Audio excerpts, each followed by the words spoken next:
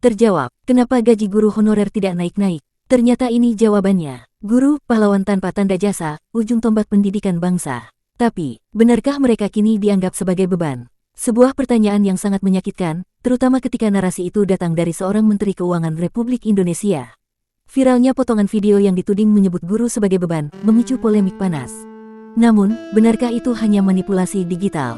Atau, ada jejak-jejak pernyataan lain yang selama ini tersembunyi, yang justru membuktikan bahwa ada pola pikir yang konsisten menempatkan guru sebagai pos pengeluaran yang membebani negara?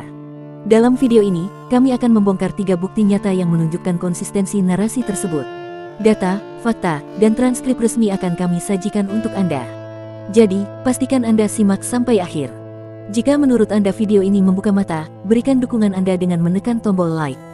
Sampaikan pendapat Anda di kolom komentar, kita diskusikan bersama masa depan pendidikan dan kesejahteraan guru di negara ini. Bagikan video ini agar lebih banyak orang memahami isunya secara utuh. Dan jangan lupa, subscribe ke channel Sahabat Gerakan Rakyat ini, untuk mendapatkan analisis mendalam lainnya. Terima kasih telah menonton, sampai jumpa di video berikutnya.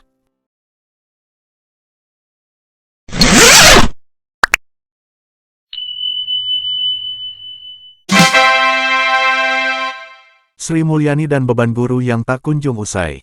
Polemik mengenai posisi guru dalam struktur anggaran negara kembali memanas setelah viralnya potongan video yang diduga menampilkan Menteri Keuangan Sri Mulyani menyebut guru sebagai beban. Meskipun Sri Mulyani telah mengklarifikasi bahwa video tersebut adalah deepfake dan cuplikan yang tidak utuh, isu ini terus bergulir.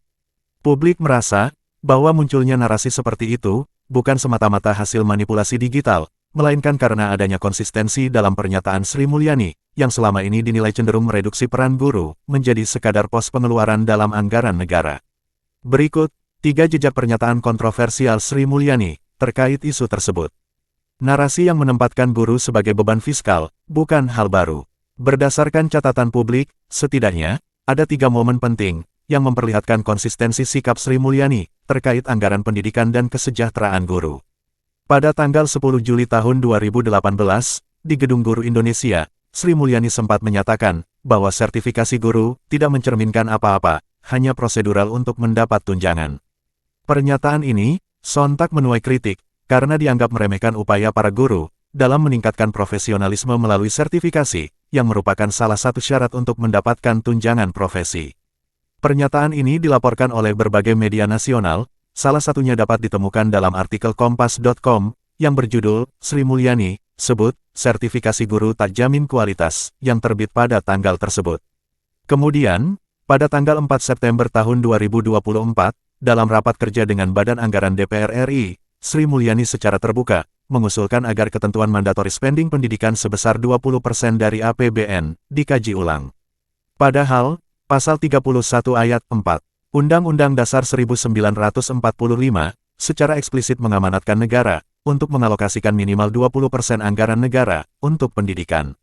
Usulan ini dipandang banyak pihak sebagai upaya untuk melemahkan komitmen konstitusional terhadap dunia pendidikan.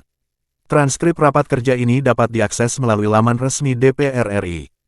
Terbaru, pada tanggal 7 Agustus tahun 2025, saat berpidato di Konvensi Sains, Teknologi, dan Industri Indonesia, di ITB, Sri Mulyani kembali menyoroti belanja negara untuk guru dan dosen, mulai dari gaji hingga tunjangan kinerja, sebagai tantangan bagi keuangan negara. Ia bahkan melontarkan pertanyaan, apakah semuanya harus keuangan negara? Ataukah ada partisipasi dari masyarakat? Pernyataan ini dimuat dalam pemberitaan media online, seperti di laman Tempo.co, dalam artikel berjudul, Sri Mulyani, pertanyakan ketergantungan anggaran pendidikan pada negara. Mengapa pernyataan ini begitu sensitif? Pertanyaan-pertanyaan yang cenderung menempatkan guru sebagai beban fiskal, sangatlah sensitif, karena bertentangan dengan realitas di lapangan. Indonesia, dengan jumlah guru sekitar 3,3 juta jiwa, sesuai sumber data Kemendikbud, pada data pokok pendidikan tahun 2024, masih menghadapi tantangan besar, terkait kesejahteraan dan profesionalisme guru. Lebih dari itu, jika mandatory spending untuk pendidikan terus dipertanyakan, yang dipertaruhkan bukanlah sekadar angka-angka dalam anggaran, tetapi masa depan bangsa. Kualitas pendidikan merupakan fondasi utama untuk kemajuan suatu negara. Menurut data Badan Pusat Statistik BPS, tahun 2024, angka partisipasi murni APM untuk jenjang SMA-SMK di Indonesia hanya mencapai 61,23%. Angka ini jauh tertinggal dari negara-negara tetangga, seperti Malaysia 81% dan Vietnam 84%. Data ini dapat diverifikasi melalui publikasi BPS, Statistik Pendidikan 2024. Tanpa investasi yang serius pada guru, mustahil Indonesia bisa mengejar ketertinggalan dalam kualitas pendidikan. Melalui editorial ini, kami dari Gerakan Rakyat Kabupaten Bekasi, menolak logika guru sebagai beban. Secara konsisten, jejak-jejak pernyataan Sri Mulyani menunjukkan sebuah pola pikir yang menempatkan guru dalam kerangka fiskal yang sempit. Guru dilihat sebagai pos pengeluaran yang membebani, bukan sebagai investasi jangka panjang yang tak ternilai. Sikap ini berbenturan dengan amanat Undang-Undang Dasar 1945 dan visi pembangunan bangsa.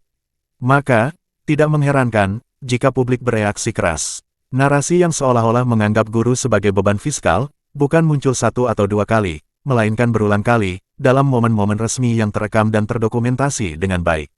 Di sini, kami, dari Gerakan Rakyat Kabupaten Bekasi, ingin menegaskan satu hal.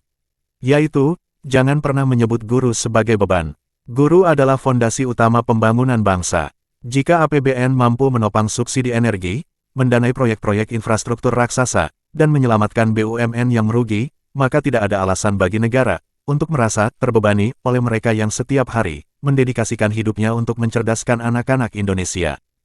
Pendidikan bukanlah beban fiskal, melainkan investasi jangka panjang bangsa untuk melangkah ke depan.